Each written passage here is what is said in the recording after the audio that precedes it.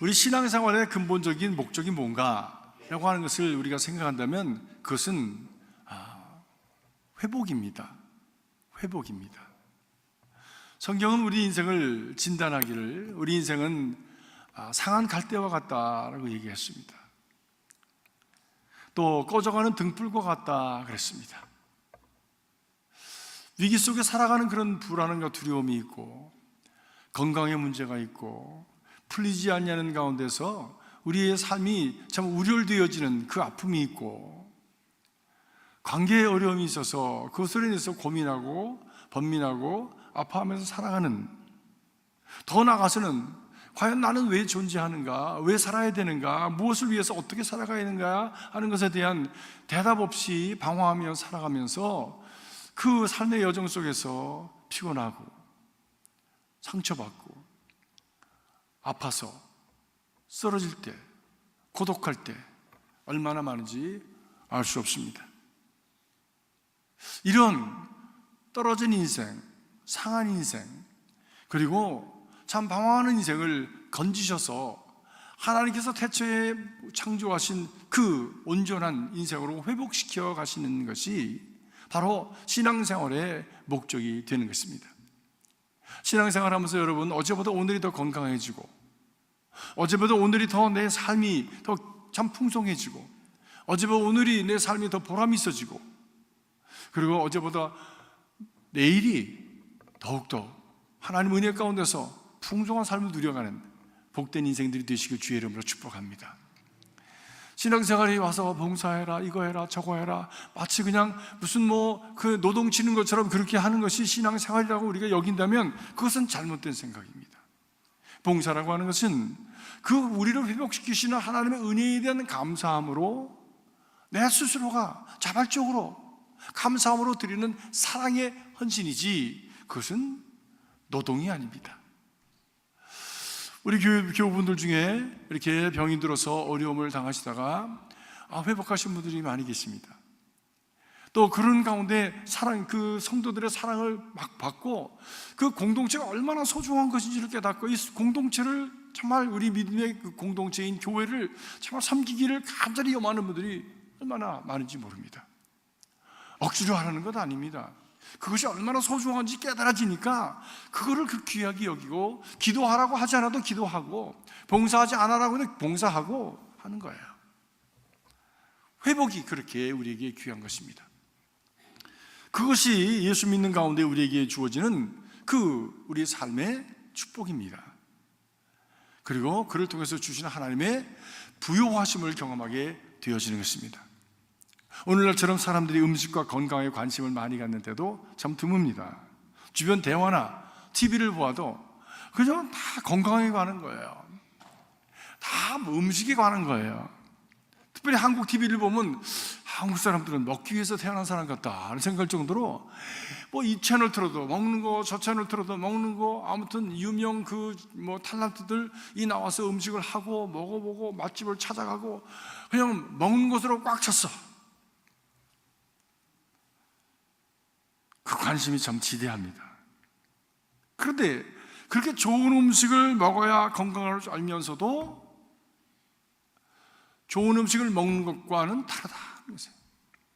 왜 여전히 정크푸드를 먹으니까. TV를 보면서 좋겠다고 하면서 여전히 옆에서 정크푸드를 먹으니까. 정크푸드를 먹으면서 좋은 음식 만드는 그 프로그램을 보고 있으니까. 실제로 좋은 음식을 먹는 사람과 또 좋은 음식을 정말 좋다라고 생각하는 것 사이에는 너무나도 큰 차이가 있는 거예요. 운동을 해야 될 줄 알면서도 운동을 할 줄 하는 것이 참 건강에 좋다라고 아는 것하고 실제로 운동을 하는 것하고는 너무나도 천양지 차이가 있는 것이죠. 왜? 골프 치는 그 프로그램을 보면서 여전히 정크푸드를 먹으니까. 정크푸드 먹으니까. 전혀 아는 것과 삶과는 다른 거예요.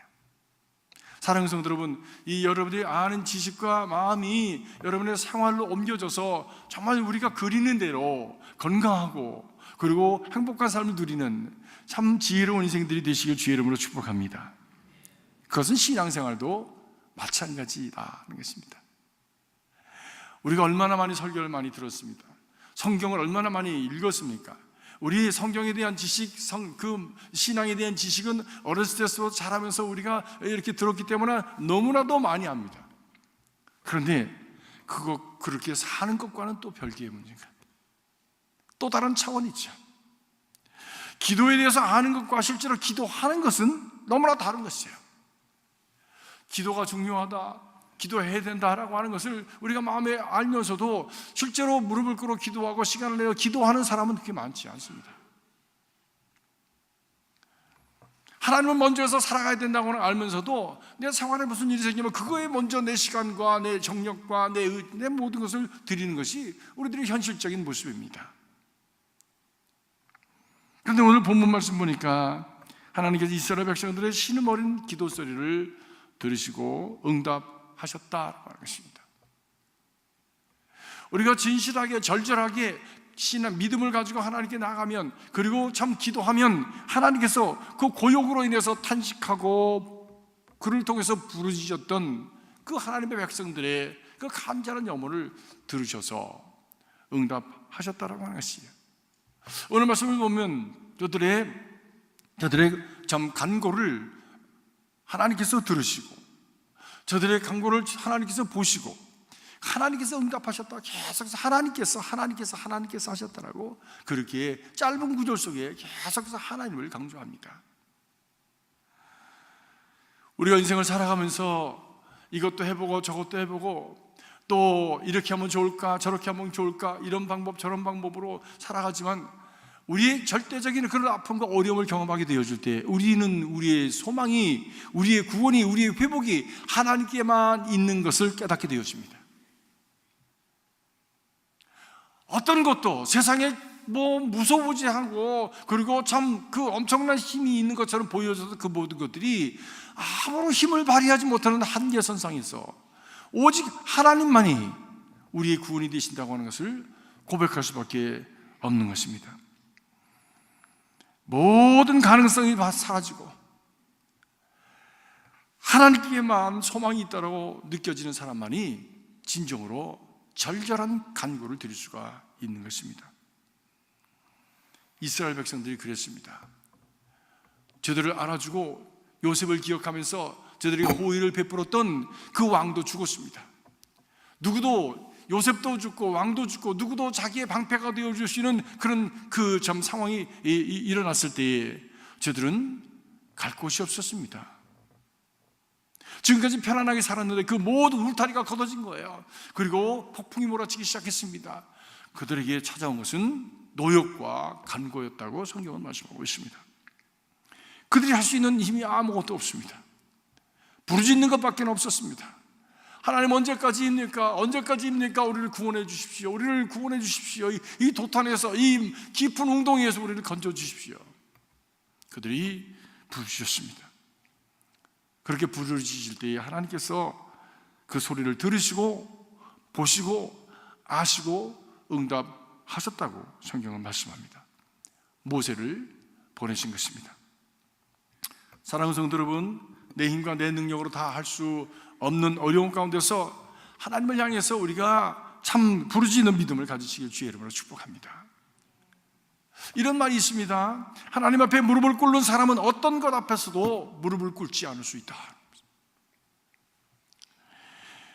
He who kneels before God can stand before anyone or anything.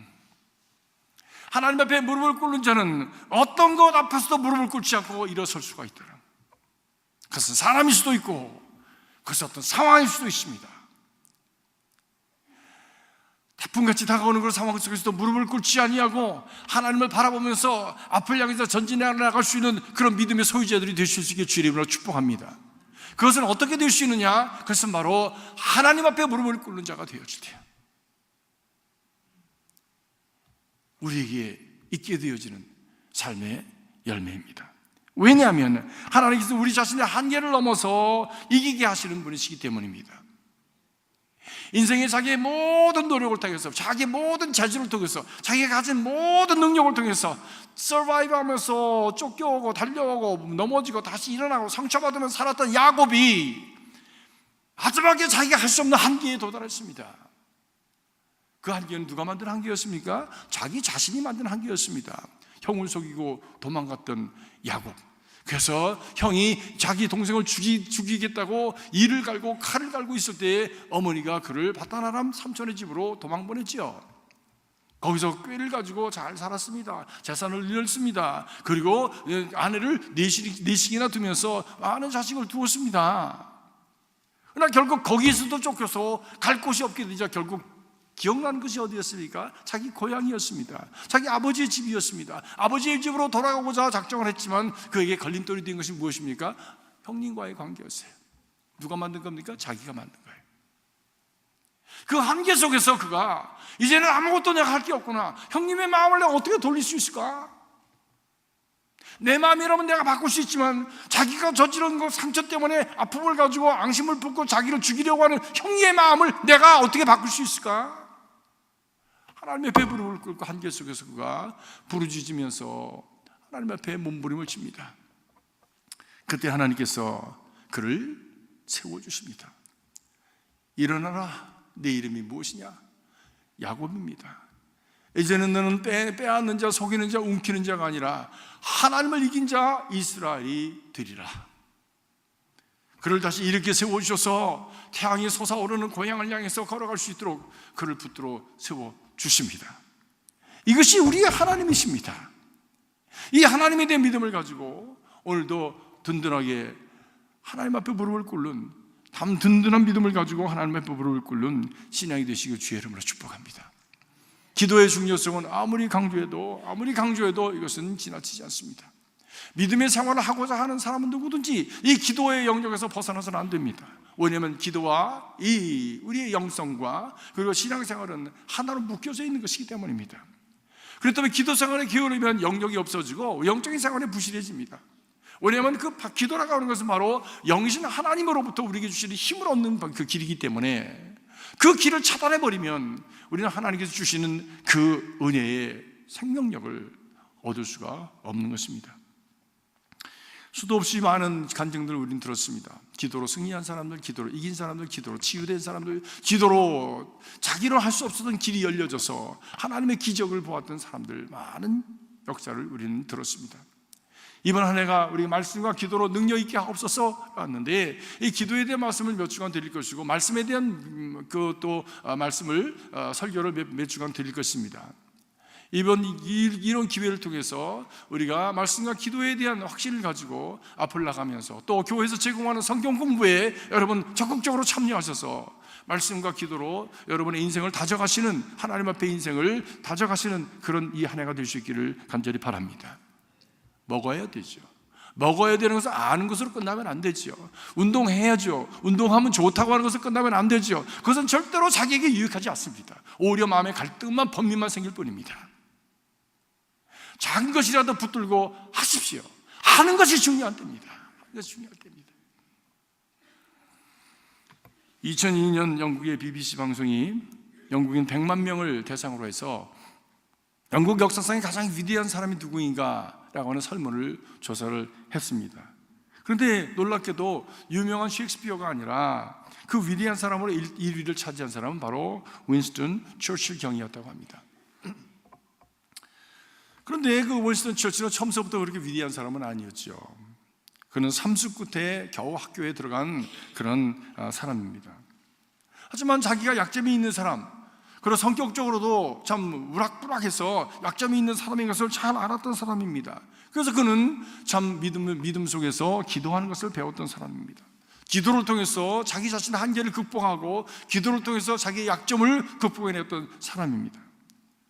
육군사관학교에서도 기도의 사람으로 그는 소문이 났었습니다.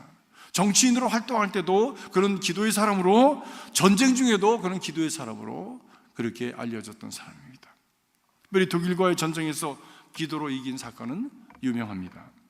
1940년 2차 세계대전 때 영국군이 33만 5천 명이 프랑스 조그만 어촌 덩커크라고 하는 것에 갇혀버리게 되었답니다. 독일 군대가 육해 공군이 다 참 참면해서 포기하였으며 이제 33만 5천 명이 몰살하게 되었습니다. 그것은 시간 문제였습니다. 그로 인해서 전 유럽의 전 유럽이 독일에 의해서 점령될 위기에 처하게 되었답니다. 이때 처칠 수상은 라디오를 통해서 온 교회와 그리고 온 국민에게 기도해 달라고 공식적으로 요청을 했습니다. 그 말대로 온 영국이 미스바 성회가 되었습니다. 더 나아가서 자기 자신도 웨스트민스터 교회 성가대석에 앉아서 하루 종일 국민들과 함께 금식하면서 하나님 앞에 기도했습니다. 그러자 놀라운 일이 일어났습니다. 갑자기 강풍이 불더니 소나기가 쏟아져서 독일군의 저 탱크가 진흙탕에 빠지고 비행기가 뜰 수가 없게 되었습니다. 한 대도 뜰 수가 없게 되었습니다. 그런데 영국군 진영은 반대로 그 청명하기가 그지없는 날씨가 되었답니다.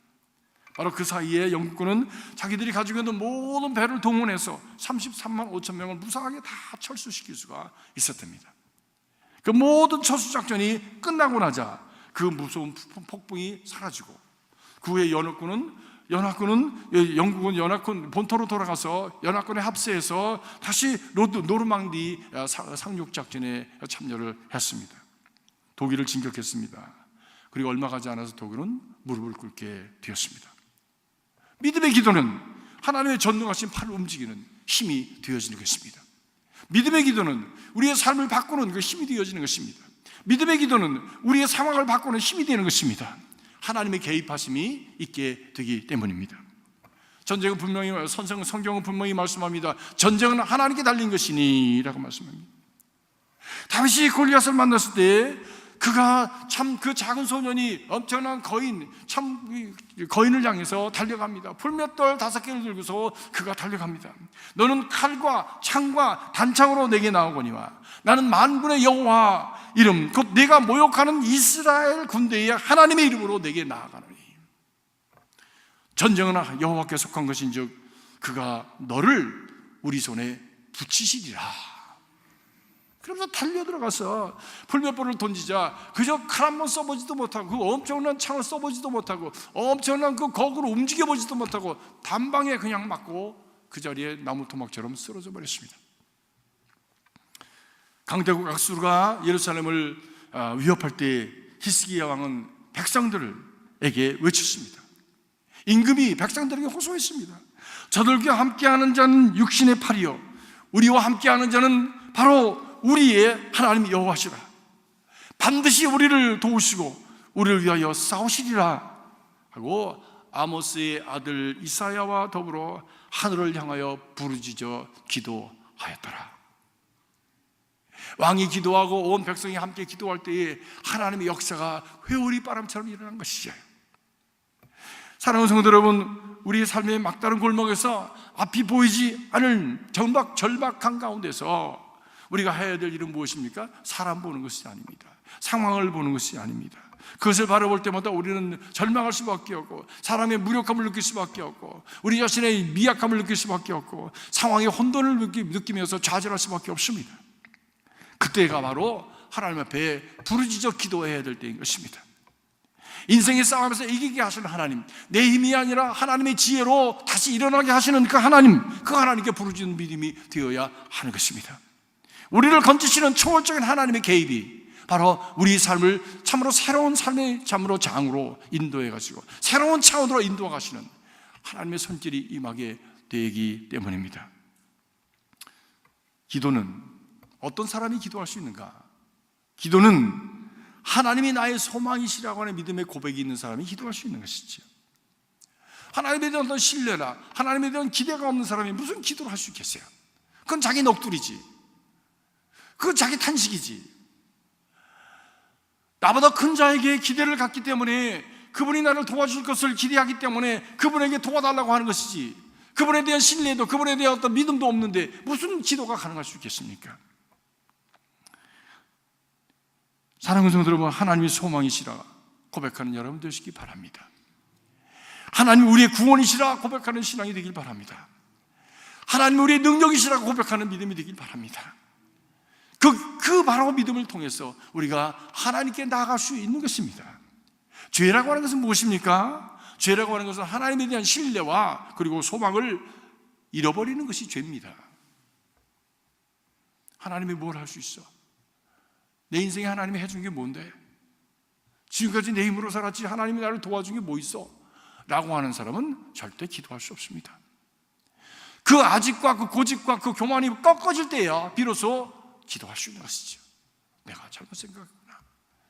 여기까지 온 것이 하나님의 은혜였구나. 앞으로 내가 살아간다면 그 하나님의 은혜로 살아가겠구나. 주여 나를 도와주시옵소서 하고 하나님 앞에 그렇게 기도할 수 있게 되어지는 것입니다. 사무엘이 사울과 그 백성들이 너무 불순종하니까 실망해서 내가 이 나라와 이 백성 그리고 이 사울 왕을 위해서 기도하지 않겠다고 마음을 접어버렸습니다. 그러다가 그가 하나님 앞에 기도하는 가운데 하나님에 대한 기도하지 않는 것이 하나님에 대한 불신이요 죄라고 하는 것을 깨닫게 되었습니다. 그래서 하나님 앞에 회개하면서 그가 기도합니다. 기도하지 않는 죄를 범하지 않게 하옵소서. 기도하지 않는 것은 우리가 영적으로 무능해진다 또는 도움을 얻을 수 없다라고 하는 것으로 끝나는 것이 아니라 바로 기도하지 않는 것은 하나님에 대한 그 기대도 가지 아니하고 하나님을 신뢰도 하지 아니하는 하나님 앞에 불경한 죄가 된다고 하는 것이지요. 사랑하는 성도 여러분, 어떤 상황 속에서도 하나님에 대한 신뢰와 소망의 줄을 놓지 마시기를 주의 이름으로 축복합니다. 왜냐하면 그분은 하실 수 있기 때문입니다. 그분은 우리를 사랑하시는 분이시기 때문입니다. 얼마만큼 사랑하십니까? 독생자 예수 그리스도 하나밖에 없는 그리스도 독생자를 보내주실 만큼 우리를 사랑하시기 때문입니다. 죽을 것만 같은 절망적인 상황 속에서도 하나님의 구원이 되시는 걸 믿고 신뢰하고 기도하는 성도들이 되시기를 바랍니다. 하나님께서는 모든 것이 가능하기 때문입니다. 사람으로서는 할 수 없지만 하나님으로서는 하실 수 있나니라. 어느 사람이 시장에 가서 오리를 사왔답니다. 오리집을 만들고 그리고 또 약 30cm 깊이와 그리고 한 2m 반경의 둥근 연못을 만들고 새끼 오리들을 거기에 두었습니다. 이제 잘 자라서 그 새끼가 또 새끼를 낳고 그리고 연못에 이 오리들이 가득하고 자기 집안에서 참 오리알들을 낳고 그래서 그 내다 팔고 이러면서 자기가 또 소득을 보고 부자가 될 것을 꿈꾸면서 그 시장에 가서 오리 새끼들 몇 마리 사다가 가지고 왔습니다. 그런데 며칠 지나지 않아서 바깥에 나가 또 들어온 이 주인이 깜짝 놀랐어요. 왜냐면 오리가 다 물에 빠져 죽은 거예요. 깜짝 놀랐어요. 이리저리 살펴보아도 동물에게 물린 자국이 하나도 없었습니다. 그래서 결론은 확실히 병든 오리를 팔았구나, 이 장사꾼이 라고 여기면서 오리 가게로 달려갔습니다. 아니 어떻게 이런 오리를 팔 수가 있습니까? 병든 오리를 어떻게 팔아먹을 수가 있어요? 라고 주인을 나무랬습니다. 그랬더니 그 주인이 하는 얘기가 어떻게 하셨는데요? 연못을 만들고 오리들을 그 연못에다 두었죠. 그랬더니 주인이 하는 얘기가 오리가 죽은 이유는 오리가 병들었기 때문이 아니라 이 오리가 야생 오리이기 때문입니다. 공장에서 부화됐기 때문에 한 번도 물에 들어가서 제 힘으로 먹이를 잡아본 적이 없는 오리, 공장에서 부화되기 때문에 자기 애미를 통해서 한 번도 자기를 케어하는 것을 본 적이 없는 이 오리, 오리는 물에 들어가기 위해서는 오리 날개 밑에서 나오는 그런 기름을 날개에 고루고루 발라줘서 방수가 돼야 물에 뜨는데 나면서부터 누가 가르쳐 준 기억이 없어. 애미가 방수하는 것을 본 적이 없어. 그러니까 물은 좋은데 물속에 들어가서 방수되지 않은 그 몸에 그 털이 다 물을 먹어서 그냥 모리가 물에 익사했다고 하는 것이에요. 사랑하는 성도 여러분, 독수리가 하늘을 날아보지 못하고 땅에 떨어져서 죽었다든지 오리가 물속에서 익사했다든지 라고 하는 얘기가 말이 되는 얘기입니까? 독수리는 나르게 지어진 것이고 오리는 물에서 뜨도록 지어진 거예요. 그런데 그것을 위해서 작업이 필요한 거예요. 어떤 작업이냐? 애미가 나르는 모습을 보고 훈련을 해야 되는 것이고, 애미가 자기 참 날개 밑에서 나는 기름을 가지고 몸에 바르는 것을 보고 훈련을 해서 물속에 들어가서 애미하고 같이 헤엄을 쳐봐야 되는 거야. 그래야 오리가 물에 빠지지 않고 거기서 자라서 자생력을 가지고, 그리고 고기도 잡아먹고 먹거리를 찾아서, 그리고 참으로 어른이 돼서 또 알을 낳고 또 다음 세대를 볼 수 있게 되어지는 것이죠. 저도 이 얘기를 들으면서 신기하기도 하고 슬프기도 했습니다. 이것이 우리의 모습이 아닌가라는 생각을 했어요. 현실의 연못에서 뜨지 못하는 오리 같은 신자들 얼마나 많은가. 평소 성령의 기름으로 자기를 무장하고 이 세상이라고 하는 물속에 들어가서 거기서 기도로서 하나님의 도우심으로 헤엄을 치면서 훈련하지 않았기 때문에 이 세상의 물이 그대로 우리에게 들어와서 거기에 익사해버리는, 적어도 신앙을 가졌다고 하는 사람들이 얼마나 많은지 모릅니다. 베드로가 자기들에게 다가오신 예수님을 바라보면서, 무리를 걸어오신 예수님을 바라보면서, 예수님, 나도 예수님께로 가게 해주세요. 와라. 그가 배에서 나와서 예수님 바라보면서 그 바람 부는, 그리고 창파가 있는 그 바다 위를 걸었다고 했습니다. 그런데 예수님에게서 눈을 뜨고 돌려서 자기 파도를 바라보자 금방 가라앉았다고 그랬습니다. 주님 바라보면서, 우리의 주인이 되시고 우리의 어버이가 되시는 주님 바라보면서 우리가 세상을 살아갈 때 우리는 물에 빠지지 않냐고 살아갈 수 있습니다. 그런데 이 세상을 바라보면서 염려와 근심과 우스와 살인 속에 살아가게 될 때에 믿음을 잊어버리고 그만 우리 세상 속에 빠져버리게 되는 것이죠. 세상의 문화가 들어오고, 세상의 사조가 들어오고, 세상의 그 사고방식이 들어오고, 세상의 모든 풍조가 우리 안에 들어와서 그만 세상과 함께 그냥 빠져버리게 되어지는 것이죠. 건강에 세밀한 관심을 갖는 어떤 교인이 한 주일에 한 번은 꼭 사우나에 가고, 그리고 정기적으로 운동하고, 그러고 나서 샤워하고 나면 몸이 가볍고 기운이 넘친다고 합니다. 여러분 관리를 잘 하시기 바랍니다. 이렇게.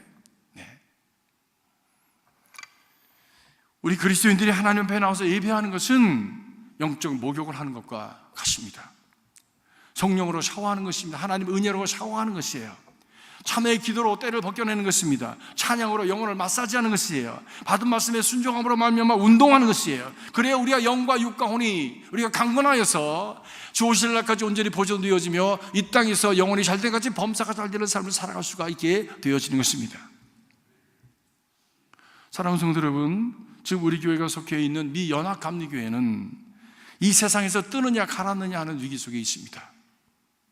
지금까지 성서와 또 바른 신학적인 전통이라고 천명하면서 지켜온 동성애를 반대하는 입장을 이제는 이것을 포기하고 동성애를 이제 수용하고자 하는, 또 그것을 인정하고자 하는 그런 안이 지금 총회에서 나와서 이것을 지금 이번 2월 23일에서 26일까지 이것을 결정하게 되었습니다.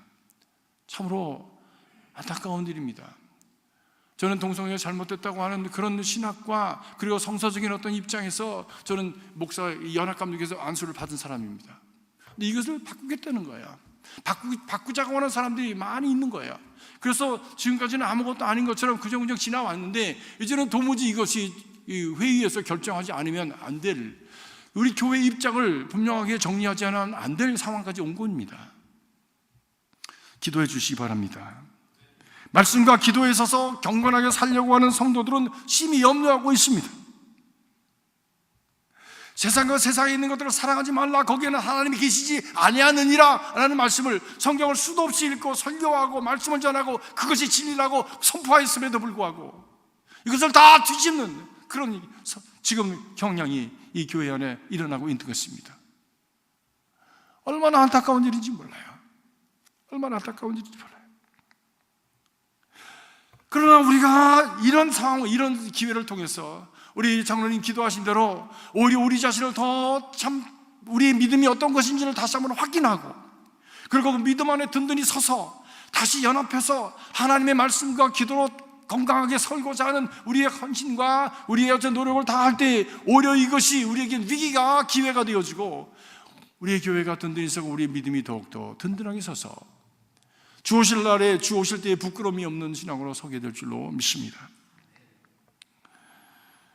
동성애보다 더 큰 우리의 과제는 이런 위기 속에서 우리 자신을 더욱더 말씀과 기도로 부르짖으면서 주님과 가까이 다가가는 그 작업, 이것이, 이 근본이, 이 뿌리가 더 중요한 것이죠.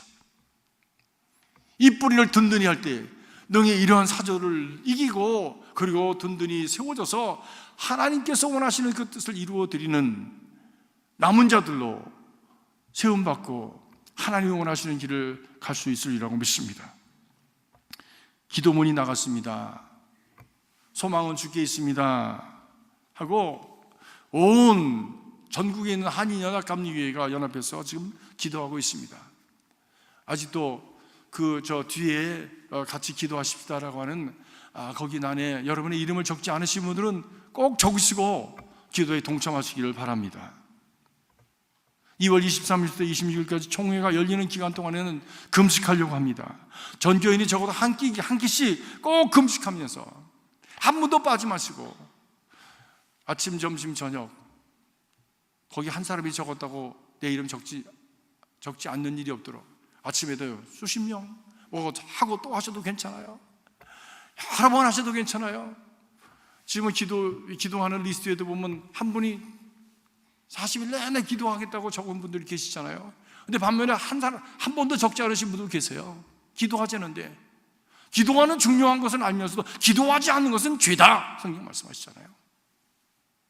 누군가가 하겠지, 그래서 남이 덕보고 살아가겠다고 하는 그것도 얌체잖아요. 동참하시기 바랍니다. 빠지지 마시기 바랍니다. 사활이 걸린 문제입니다. 그것은 교회가 사활이 걸린 문제도 있지만 내 신앙이 과연 바른 신앙이 서 있는가, 아니면은 적당히 가지 뭐 라고 하는 기회주의적인 신앙인가를 가늠할 수 있는 그런 기회가 되는 것입니다. 그 기간 동안에 금식표를 만들어서 게시할 때 여러분 한 분도 빠지지 마시고 적극적으로 동참하셔서 하나님께서 우리를 참 바른 길, 의로운 길로 인도하시는 그 길을 볼 수 있는 그런 은혜가 우리 모두에게 있기를 간절히 바랍니다. 성도의 생명의 원천은 하나님이십니다. 시편 36편 7절의 말씀처럼 하나님이여 주의 인자하심이 어찌 그리 아름다운지요 사람들이 주의 날개의 그늘 아래 피하니이다. 기도로 하나님의 날개 아래 나아가는 자들은 복이 있는 자입니다. 고난과 아픔을 넘어서 역경과 환난을 넘어서 하나님이 우리에게 주시는 새로운 차원의 높은 곳을 날아가는 그런 인생으로 인도해 가시게 되는 겁니다. 시마다 때마다 하나님께 나아가는 기도의 은혜가 우리 모두에게 있으시기를 주님의 이름으로 축복합니다. 기도하겠습니다. 기도를 하는 것이 좋다고 또 중요하다고 생각만 하고 기도하지 아니하는 무력하고 무능한 신앙 되지 않게 하여 주시옵소서. 하나님 앞에 입을 열어 기도할 수 있게 하시고 무릎을 꿇어 주님 앞에 가까이 나갈 수 있게 하여 주시옵소서. 그를 통해서 내 상황과 내 자신을 넘어서 우리 가운데 역사하시고 도와주시는 하나님의 은혜를 경험함으로 말미암아 작은 믿음이 큰 믿음 되게 하시고 큰 믿음이 더 큰 믿음 되게 하시고 얕은 믿음이 깊은 믿음 되게 하시며 하나님의 선한 뜻을 가슴에 품고 땅끝을 향해서 우리의 관심과 기도와 그리고 우리의 손길을 펼칠 수 있는 큰 인생들 되도록 축복하여 주시옵소서. 어려운 때를 살아갑니다. 혼돈스러운 때를 살아갑니다. 그러나 우리의 눈은 구원의 주에 온전케 하시는 주는 예수를 바라보게 하시고 그를 통해서 우리에게 베풀어 주시는 하나님의 더 크고 놀라운 은혜를 경험할 수 있도록 축복하여 주시옵소서. 예수 그리스도 이름으로 간절히 기도하옵나이다. 아멘.